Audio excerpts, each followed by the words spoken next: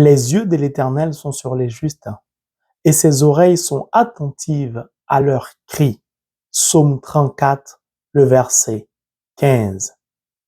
Que la paix et l'amour de Dieu le Père reposent en nos cœurs, chers abonnés, et sur vous qui pour la première fois regardez cette chaîne. Si vous y êtes, ce n'est pas un hasard.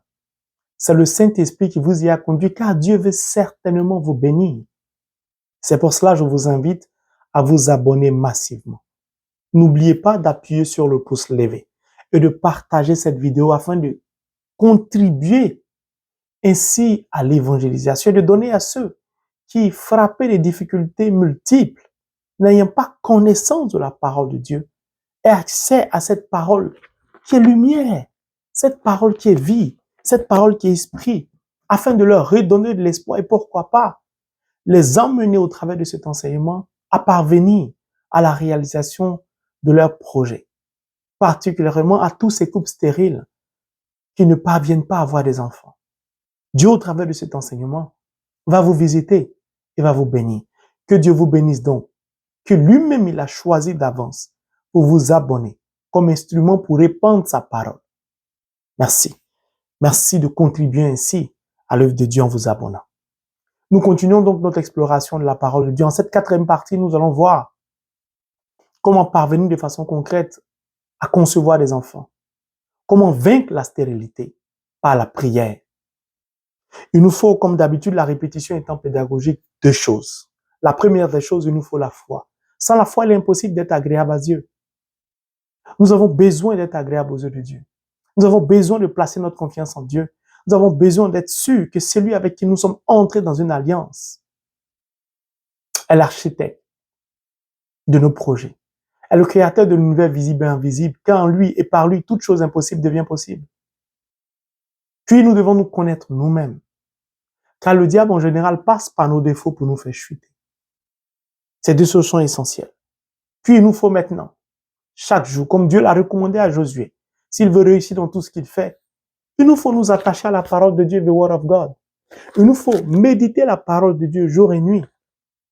Il nous faut conformer notre vie à la parole de Dieu. Car c'est la conformité de notre vie à la parole de Dieu qui va nous distinguer aux yeux de Dieu, car Dieu n'avantage personne. Personne n'est privilégié aux yeux de Dieu. Celui qui marche selon la parole de Dieu, celui qui a la crainte de Dieu, celui qui pratique la justice de Dieu est agréable aux yeux de Dieu. Et Dieu le bénit. C'est pour ça que je commençais par le psaume 34. Le texte d'aujourd'hui est porté sur le livre de la Genèse, en son chapitre 25, du verset 19 au verset 21, qui dit, et je cite, « Isaac était fils d'Abraham. À l'âge de 40 ans, il avait épousé Rebecca. Mais Rebecca ne lui donnait pas d'enfant. Alors Isaac supplia le Seigneur en faveur de sa femme. Le Seigneur écouta sa prière et Rebecca devint enceinte. Elle attendait des jumeaux. » La nouvelle est bonne.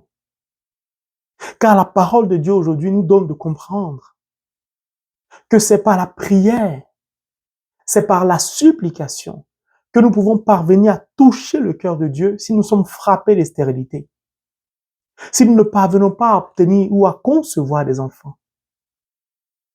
Celui de la Genèse nous parle de qui? Il nous parle d'Isaac. Mais qui est Isaac? Isaac est le fils de la promesse. Isaac est celui que Dieu a promis au père de la foi, à Abraham et à Sarah. Et Dieu est allé loin, disant à Abraham, au travers de l'alliance, qu'il lui donnera une descendance qui sera plus nombreuse que les étoiles des cieux. Et Dieu donc va accorder au travers de cette alliance à Sarah de concevoir au travers de l'hospitalité un fils qui s'appelle Isaac. Isaac lui-même, qui pourtant est le fruit du désir de Dieu. Isaac lui-même, qui est le symbole de l'alliance avec Abraham. Isaac lui-même, qui est l'enfant de la promesse de Dieu, pas de n'importe qui. Lui-même, Maria, Rebecca, ne parvenait pas à avoir des enfants. Pourquoi j'insiste là-dessus? Pour que vous compreniez que ce n'est pas parce que à 30 ans, 40 ans, 50 ans, vous ne parvenez pas à avoir des enfants que forcément le diable ou la sorcellerie ou quelqu'un vous a fait forcément quelque chose. Non. Car Isaac lui-même, qui est le symbole de la promesse de Dieu, était confronté à la stérilité de par son épouse Rebecca. Isaac n'a pas accusé le sorcier. Isaac n'a pas accusé le diable. Isaac est simplement entré dans la prière. Isaac est entré dans la supplication en faveur de sa femme. Et Dieu a écouté sa prière. Dieu a entendu sa prière et Dieu l'a exaucée. Dieu a béni Rebecca. Dieu a béni les entrailles de Rebecca et l'a rendue féconde. Et Rebecca a conçu des enfants pour Isaac. Pourquoi? Isaac est celui par qui Abraham est censé avoir une descendance nombreuse. Dieu ne peut pas rester indifférent à sa propre promesse, à sa propre alliance. C'est pourquoi je vous invite à entrer dans une alliance avec Dieu. Cela n'est pas en vain. Alors le résultat va être probant. Je vous ai toujours dit que Dieu ne s'est pas béni. Dieu bénit toujours au-delà de ce que nous pouvons imaginer. Rebecca, qui n'arrivait pas à avoir des enfants, va finir par tomber enceinte de jumeaux. Parce que cela faisait partie du plan de Dieu. Et Dieu a créé chaque être humain sans dysfonctionnement. La parole de Dieu aujourd'hui nous enseigne que quelles que soient nos difficultés, c'est lorsque nous allons plonger dans la prière, en particulier dans la supplication, que nous allons obtenir un résultat. Mais comment supplier dans ce cas d'espèce, lorsque nous sommes frappés de stérilité? Nous allons prendre le livre de 1 Samuel chapitre 1, le verset 10 et 11, qui dit, je cite, il s'agit de Anne. Et l'amertume dans l'âme, elle pria l'Éternel et versa des pleurs. Elle fit un vœu en disant, Éternel des armées, si tu daignes regarder l'affliction de ta servante, si tu te souviens de moi et n'oublies point ta servante, si tu donnes à ta servante un enfant mâle, je le consacrerai à l'Éternel pour tous les jours de sa vie et le rasoir ne passera pas sur sa tête. C'est un modèle de prière, de supplication que ce verset nous donne de connaître. Anne, l'amertume dans l'âme, quand vous ne parvenez pas après tant d'années de mariage à avoir des enfants, quand vous ne parvenez pas dans votre relation à avoir des enfants, la douleur finit par vous gagner. Parfois. Et le fait de ne pas avoir des enfants, cette douleur, Abraham l'a ressenti. Cette amertume, Abraham l'a ressenti. Donc, si tu ressens une douleur, si ton cœur est dans l'amertume, n'est pas honte. Car tout le monde aspire à avoir des enfants selon ce que son cœur désire.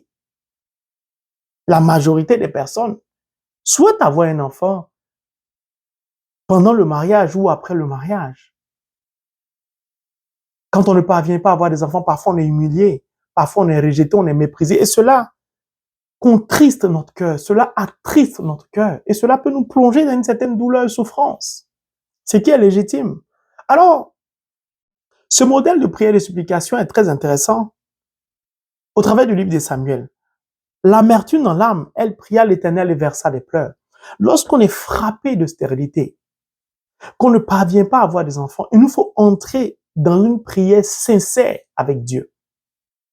Au travers de l'alliance dans laquelle nous sommes, il nous faut supplier Dieu avec des larmes. Pourquoi? Nous avons besoin de toucher les cœurs compassionnels de Dieu. Lorsque vous êtes dans la douleur, que vous êtes sincère dans votre prière, vous allez sentir les larmes couler parce que vous voulez exprimer votre souffrance à Dieu. Vous voulez que Dieu se souvienne de vous. Mais dans cette prière de supplication, dans laquelle on verse des larmes, ça peut être des larmes réelles, comme ça peut être des larmes qui sont versées dans nos paroles, dans nos prières, comme c'est le cas de Anne ici, qui, elle, a préféré faire un vœu.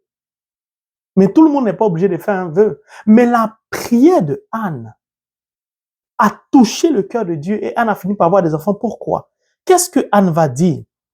Anne va dire, Éternel des armées, si tu daignes regarder l'affliction de ta servante, c'est-à-dire la misère de ta servante, si tu te souviens de moi et n'oublie point ta servante, si tu donnes à ta servante un enfant mâle, c'est-à-dire que Anne se met en posture d'humilité, elle reconnaît l'autorité de Dieu. Elle dit pas à Dieu, ah Seigneur, je souffre, Seigneur, ça fait des années. Elle dit, si tu daignes regarder la misère de ta servante, l'affliction c'est la misère. Si tu daignes regarder la pauvreté, celui qui est pauvre, c'est celui qui sait qu'en dehors de Dieu, il peut rien et il n'est rien. Elle va aller jusqu'à dire à Dieu, si tu daignes te souvenir de moi et n'oublie point ta servante. Elle n'accuse pas Dieu. Elle ne fait pas un reproche à Dieu. Elle dit, au contraire, si tu daignes te souvenir de moi.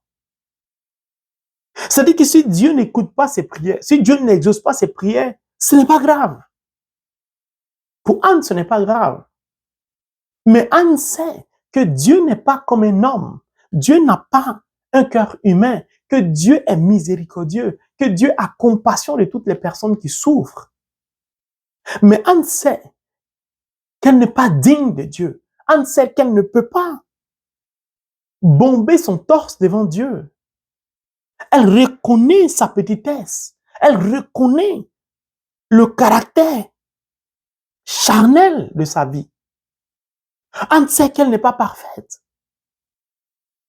Seigneur, si tu daignes regarder l'affliction de ta servante, elle supplie l'Éternel d'oser jeter un regard sur elle en passant, s'il se souvient d'elle. Quelle humilité! J'ai déjà fait un enseignement dessus lorsque je faisais l'enseignement sur la prière de Bartimée.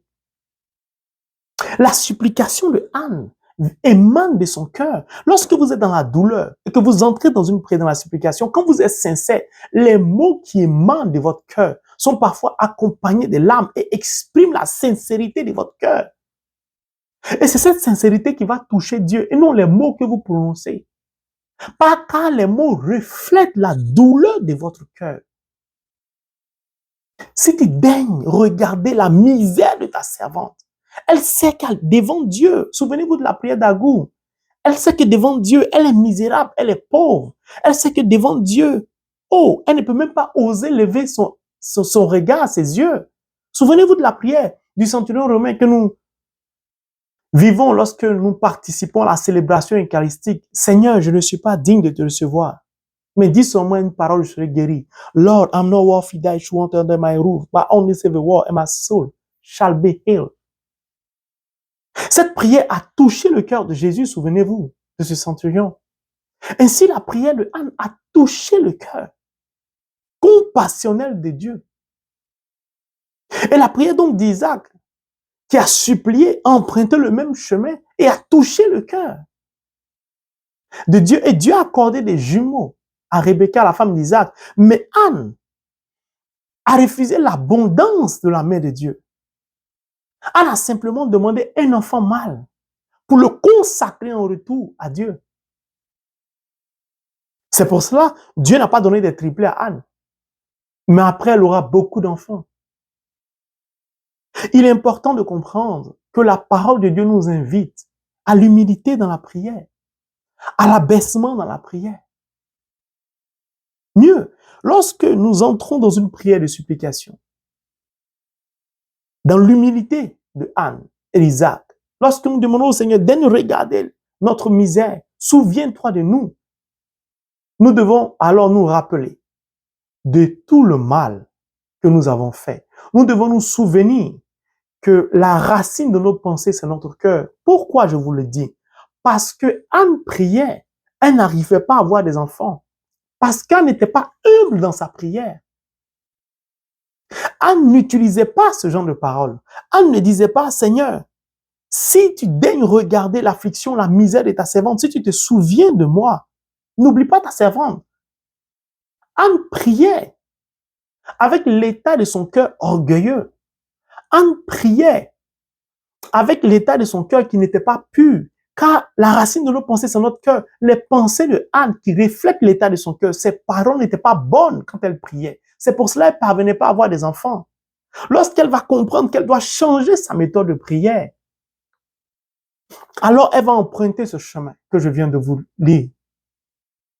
Pourquoi? Prenons le livre de 1 Samuel chapitre 2, le verset 3. C'est Anne qui, exaucée par Dieu, va reconnaître la grandeur de Dieu et va donner des advices, des conseils. Anne va dire, ne parlez plus avec tant de hauteur, que l'arrogance ne sorte pas de votre bouche. Car l'Éternel est un Dieu qui sait tout. Et par lui sont pesées toutes les actions. Anne, ici, conseille toutes les personnes qui sont frappées de stérilité. Anne les invite à ne pas laisser l'amertume les pousser à devenir hautain ou hautaine. Anne est claire. Elle dit ne parlez plus avec tant de hauteur. C'est-à-dire que Anne, comme elle n'arrivait pas à avoir des enfants, certainement elle était moquée, elle était humiliée. Elle parlait avec de la hauteur, avec du mépris. Que l'arrogance ne sorte plus de votre bouche, ne sorte plus. C'est-à-dire qu'elle parlait avec arrogance. Des gens qui parlent mal, des gens qui veulent toujours avoir le dernier mot, les gens qui veulent toujours avoir raison.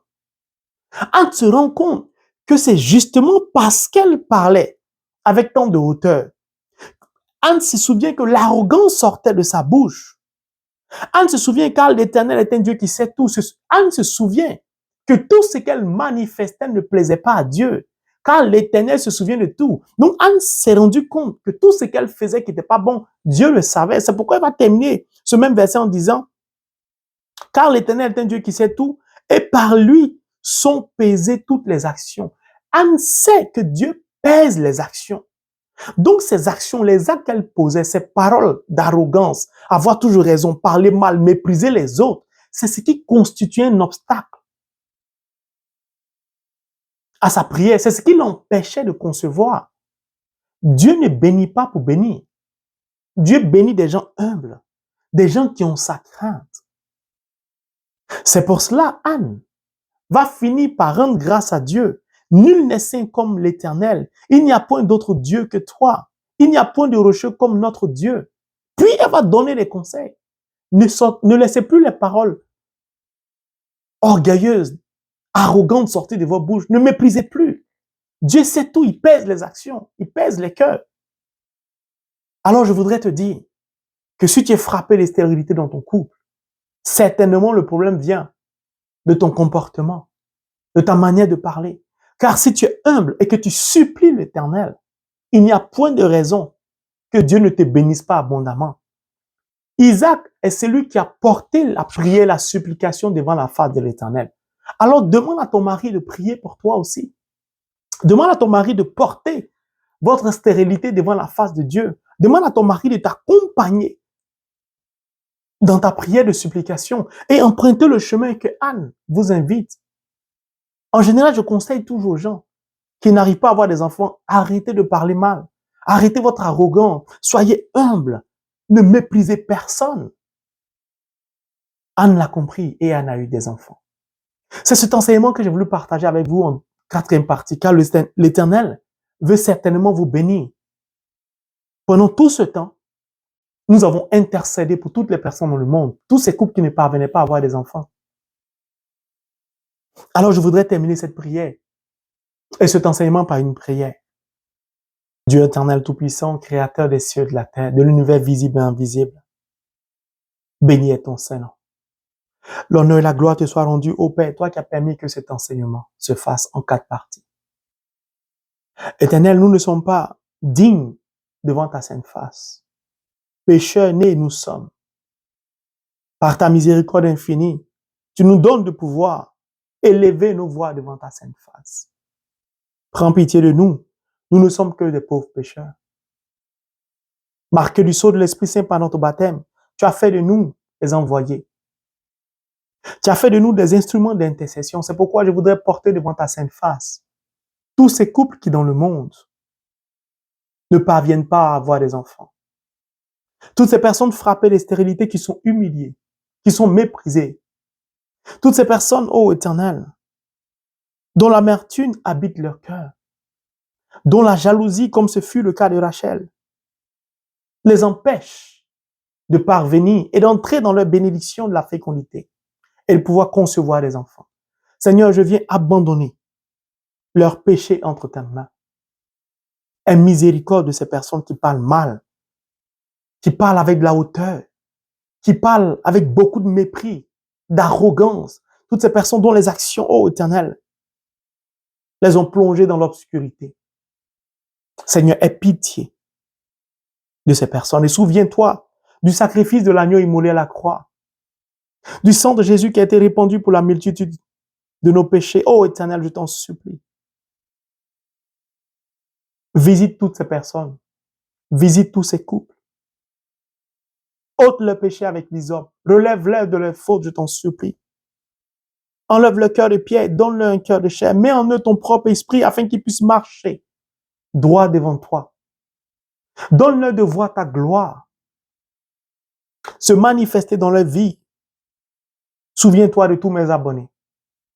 Si parmi mes abonnés, il y a des gens qui sont frappés de stérilité, ou dans la famille de mes abonnés, Seigneur, je t'en supplie, étends ta main jusqu'à ces personnes et bénis-les. Qui est comme toi, Seigneur? C'est toi que nous avons choisi comme l'architecte de notre projet qu'est la fécondité. Oui, Père, devant ta sainte face, nous nous trouvons stupides, car nous n'avons pas la sagesse, nous n'avons pas la connaissance des saints. En dehors de toi, il n'y a point de Dieu. Tu es l'auteur de la création que je suis. Tu es l'auteur de la création que nous sommes. Père, dis seulement un mot, afin que ces entrailles soient dénouées de l'esprit humain de la sorcellerie. Seigneur, arrache tout ce qui a été mis dans les entrailles de toutes ces personnes qui constituent un obstacle à leur fécondité. Délivre les entrailles de toutes ces personnes. Seigneur, restaure toutes ces personnes qui ont été victimes d'opérations, à qui on a enlevé des trompes, Seigneur. Toi, qui par tes mains as créé l'être humain que nous sommes. Toi qui, en tes mains se trouvent les éléments de la création, de la créature que nous sommes. Recrée les entrailles de ces femmes. Positionne des enfants dans les entrailles. Seigneur, comme a dit le psalmiste, c'est toi qui as appelé ces enfants dans les entrailles. Ils sont venus. De même que tu as béni Rebecca et lui as donné des jumeaux, je prie que tu bénisses tous ces couples. Que tu leur accordes par ta bénédiction de devenir féconde au nom de Jésus. Donne-leur de voir dans les entrailles se développer, ô Éternel, des jumeaux, des triplés, des quadruplés à la gloire de ton nom.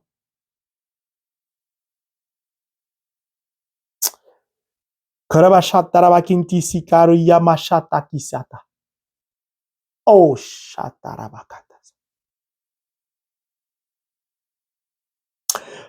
tu t'appelles Marceline. Alléluia. Tu te trouves à Bongouanou en Côte d'Ivoire. Tu es humilié. Parce que par une pratique mystique de la sorcellerie, ils ont enchaîné tes entrailles. Et tu ne parviens pas à avoir des enfants.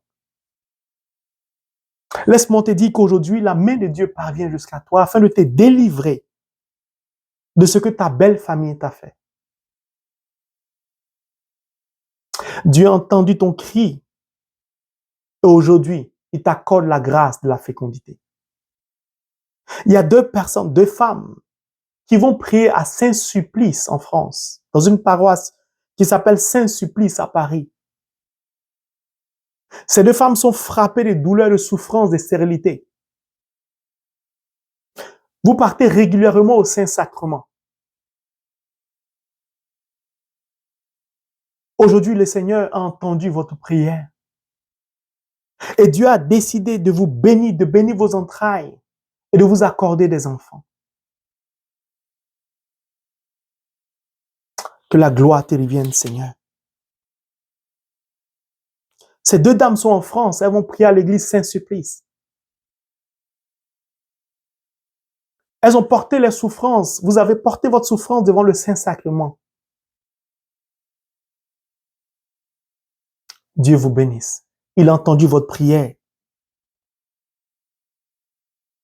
Tu es à Libreville. Il y a une pratique mystique aussi qui a été faite contre toi.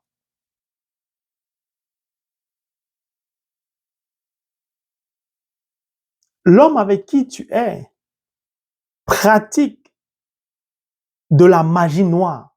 C'est une forme de pratique mystique. Et ces esprits qu'il appelle régulièrement au travers de cette de magie noire ont enfermé tes entrailles afin que tu ne puisses pas concevoir. C'est de là que vient ton problème. Le Seigneur a entendu ton cri aujourd'hui. Le Seigneur te dit, à partir d'aujourd'hui, commence à le supplier, commence à prier afin qu'il te délivre de ce que ces esprits-là t'ont fait. Car ce n'est pas de ta faute, c'est ton mari qui pratique la magie noire. Seigneur, merci pour toutes ces personnes que tu visites.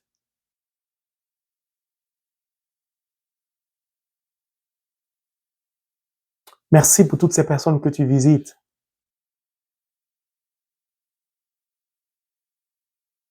Le Seigneur dit, beaucoup de femmes stériles ne parviennent pas à la fécondité, pas parce qu'ils n'entendent pas leurs prières, à cause de leur orgueil. Beaucoup de femmes en Europe particulièrement, qui vivent en Europe, sur le continent européen, sont frappées de stérilité et elles ont reçu beaucoup de révélations qui ne s'accomplissent pas. Dieu vous dit, c'est parce que c'est à cause de votre orgueil.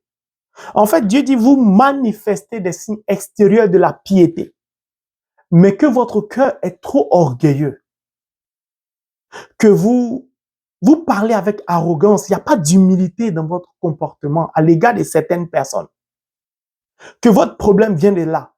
C'est pour ça que toutes les révélations qu'on vous a données ne s'accomplissent pas.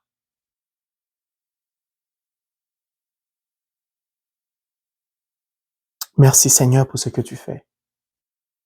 Judith, tu t'appelles Judith. Toi aussi, tu ne parviens pas à avoir des enfants.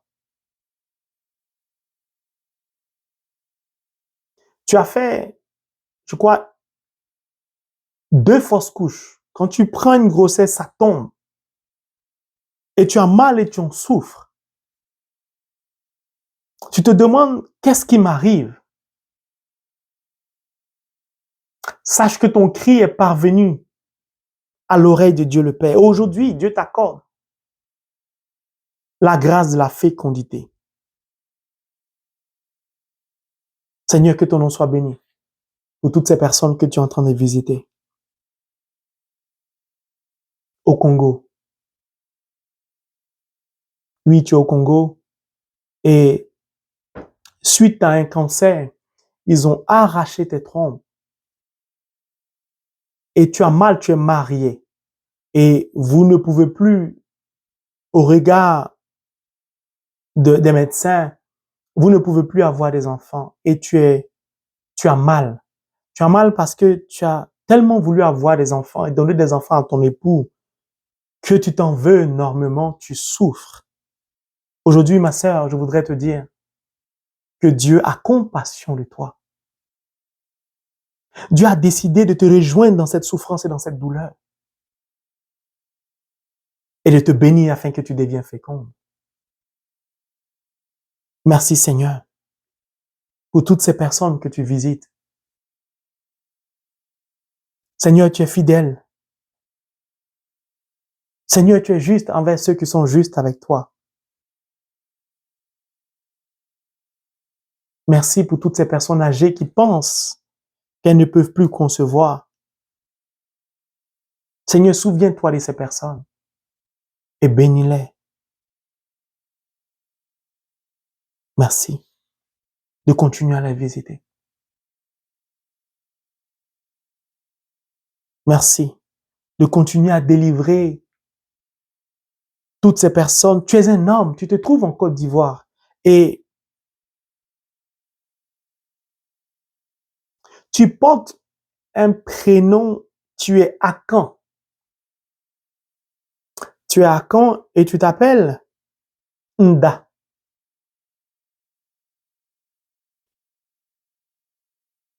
ensorcellerie. Ils ont vendu ta descendance. Donc, en fait, tu n'arrives pas à avoir d'enfant et tu n'auras jamais d'enfant. Tu t'appelles Nda, tu es à Caen. Tu pries beaucoup, tu vas à l'église. Et tu ne comprends pas pourquoi un homme normal, tu n'arrives pas à avoir d'enfant. Mais aujourd'hui, le Seigneur a entendu ta prière. Mon frère Nda, le Seigneur te bénit aujourd'hui. Le Seigneur te délivre de ce qui t'a été fait. Car tu marches droit au devant de lui. Il n'y a point de raison que tu n'as, il n'y a pas de raison que tu n'enfantes pas, enfin, que ta femme n'enfante pas, que tu sois stérile.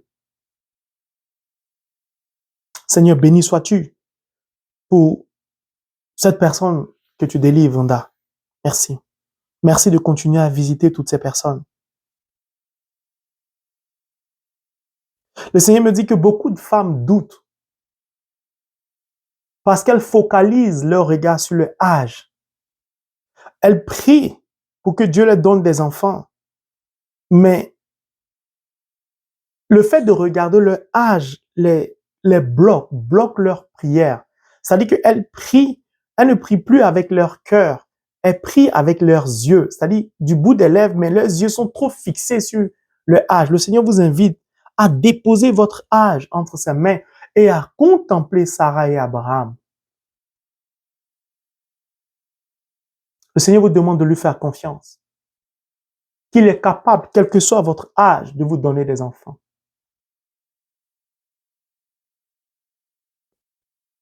Merci Seigneur pour toutes ces personnes que tu visites. Tu es au Sénégal et tu as marié un étranger, c'est-à-dire quelqu'un qui n'est pas sénégalais.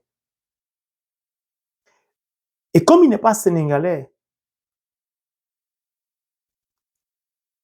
ta famille est fâchée.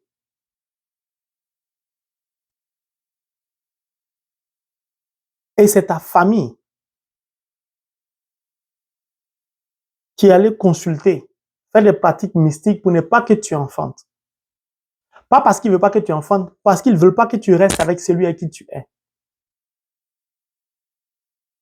Le Seigneur t'invite à te tourner vers lui et à beaucoup prier la miséricorde divine afin qu'il change les pensées du cœur de ta famille et que Dieu, dans son infinie bonté, se souvienne de toi, qu'il te délivre. L'homme avec qui tu es, c'est Dieu qui l'a conduit vers toi. Merci Seigneur. Merci pour toutes ces paroles qui viennent, Père, que je ne peux communiquer. Le plus important, Éternel, c'est que ces personnes soient bénies par toi, soient touchées par toi. Merci Jésus. Mes frères et mes sœurs, c'est cet enseignement que j'ai voulu partager avec vous. Je vous ai dit quand j'ai commencé cet enseignement, Dieu veut bénir beaucoup de personnes. Beaucoup de personnes souffrent. Beaucoup de personnes sont frappées de stérilité, beaucoup de couples. Et le Seigneur vous visite. Cette chaîne a été créée pour vous, qui êtes dans le désespoir, qui êtes dans des endroits où vous ne parvenez pas à entrer en contact avec les serviteurs de Dieu, ou qui êtes méprisés parfois. Vous savez, quand vous êtes dans la douleur de la stérilité, parfois même des serviteurs de Dieu ne vous coûtent pas bien. Ce fut le cas d'Anne avec Élie, j'ai déjà fait un enseignement dessus. Sachez qu'au travers de cet enseignement, Dieu a compassion de vous. Et Dieu va vous visiter. Dieu va vous bénir. Votre situation va changer. Vous allez devenir féconde. Vous allez tomber enceinte des jumeaux, des triplés. Dieu me l'a révélé. C'est une certitude. Je n'ai pas peur. S'il a dit, il le fera, il le fera. Et pendant ces moments, j'ai porté vos supplications. J'ai intercédé pour vous au Saint-Sacrement. Et aujourd'hui encore, j'étais au Saint-Sacrement avant de faire cette dernière partie. Pour aller supplier le Seigneur, j'ai été à la messe. Et Dieu m'a demandé, il est ici actuellement aux États-Unis, il est 2 heures du matin. Dieu m'a demandé d'abord de commencer à faire le rosaire, puis à partir de 1h30 du matin, de faire cet enseignement et de prier pour toutes les personnes et il va les bénir. C'est pour ça que je me suis mis aujourd'hui à prier pour vous. Que Dieu vous bénisse. Nous continuons donc notre exploration de la parole de Dieu. Le prochain enseignement, ce sera sur comment parvenir au sacrement du mariage par la parole de Dieu. Que Dieu vous bénisse. Amen.